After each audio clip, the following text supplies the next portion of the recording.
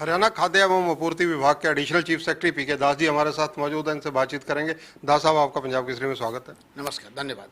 दास साहब, जो इस बार फसलों की खरीद शुरू हुई है धान की और अन्य, उनकी क्या स्थिति है? 26 तारीख से हमने 4 जिले अम्बाला, कुरुक्षेत्र, करनाल, कैथल यहाँ धान की खरीद शुरू की है और आज से बाकी सारी धान की मंडी भी चल पड़ी है। ई खरीद जो हमारा पोर्टल है वो भी आज से काम करना शुरू कर दिया है। उसी के तहत गेट पास बन रहा है, उसी के तहत एंट्री हो रही है और जो खरीद होगी उसके एच फॉर्म, जे फॉर्म, आई फॉर्म उसी के तहत बनना शुरू हो गया है।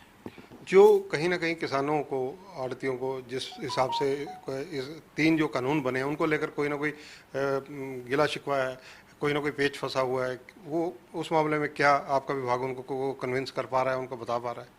देखिए, इन कानूनों से सरकारी प्रोक्योरमेंट खरीद के ऊपर कोई असर नहीं है। ये कानून बनने से पहले पिछले रबी के सीज़न में हमने सरकारी मंडियों में एजेंसी द्वारा किसान के सारी फसल खरीदी। गेहूं में आड़तियों के जरिए खरीदे, आड़तियों को उनके आड़त दिया, उनको मंडी में जो लेबर काम के लिए पैसा देना था वो दिया, मार्केट फी दिया, HRDF सेस दिया और किसान को उसका पूरा MSP दिया।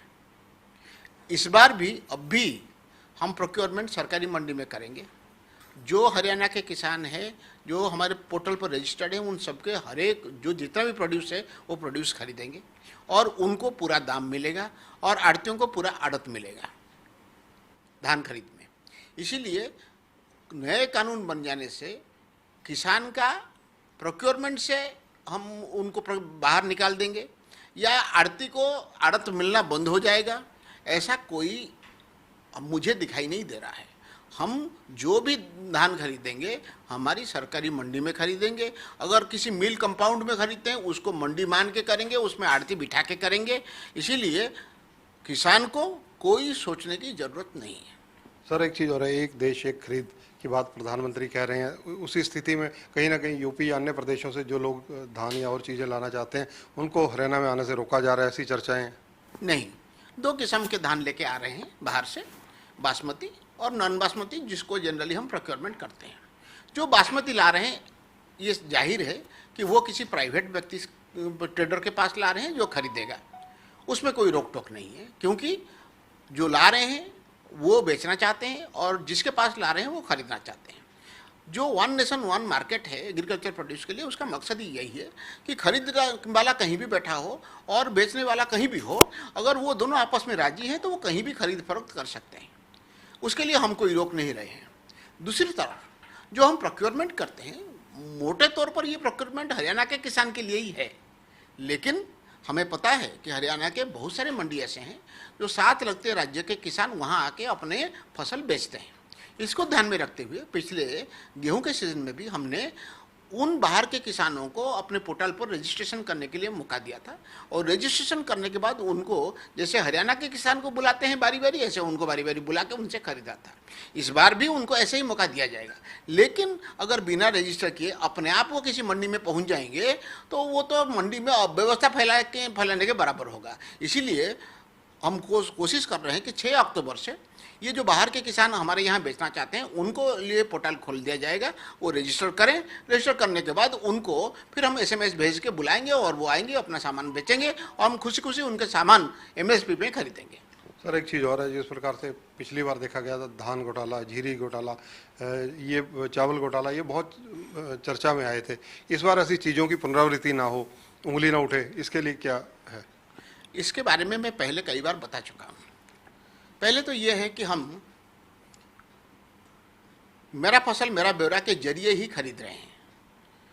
उससे क्या होगा कि जो किसान जेन्युइन किसान है वही अपने सामान बेचने के लिए आएगा, उसको हम खरीदेंगे और उस किसान अगर वो चाहता है उसको पेमेंट सीधा होगा, अगर वो चाहता है तो आड़ती के जरिए पेमेंट होगा। एक तो बिना किसान के खरीदना को हमने रोका है। दूसरी तरफ हमने ये कहा है कि मंडी से मिलर तक सामान को पहुंचाने की जिम्मेदारी हमारी होगी और जहां हम लोड करेंगे ट्रक में वहां वीडियो कैमरा रख के रिकॉर्ड करेंगे कि वाकई सामान था, लोड हुआ और ट्रांसपोर्ट हुआ। उससे क्या होगा, घोष परचेज हुआ है, सामान नहीं आया लेकिन लिख दिया गया, ऐसे कोई एलिगेशन नहीं होगा। और वहाँ जब पहुँचाएंगे वहाँ भी हमारा एक आदमी पहले माल को रिसीव करेगा मिल में, फिर वो हैंडओवर करेगा। तो इससे हमें पूरा हमारी तसल्ली हो जाएगी कि माल मंडी में आया था, हमने उसको खरीदा था, हमने उसको ट्रांसपोर्ट किया था और हमने उसको फिजिकली मिलर को हैंडओवर किया है। इसके बाद वो वाला चीज़ ख़त्म हो गया। दूसरी चीज़, जो मिलर के कंपाउंड में हमारा माल रहेगा, हर 15 दिन में हमारा इंस्पेक्टर वो माल है इसका सर्टिफिकेट देगा, इसके लिए वो पड़ताल करेगा। इसके अलावा सर एक चीज़ और है कि जो कुछ किसान हैं, कुछ आड़ती हैं, उनकी ये आवाज़ है कि कहीं ना कहीं जो इंस्पेक्टरी राज है वो मंडियों में ज़्यादा हावी है, उनको कई प्रकार के टैक्सेस देने पड़ते हैं। मैं कोई भी गलतियां नहीं होती है ये दावा नहीं कर रहा हूँ, लेकिन मैं ये कह रहा हूँ सरकार ट्रांसपेरेंट है। सरकार में जो लोग इस जिम्मेदारी को लेकर बैठे हैं वो लोग चाहते हैं कि ऐसे कोई गलतियां ना हो, ऐसे कोई गलत प्रथा ना चले।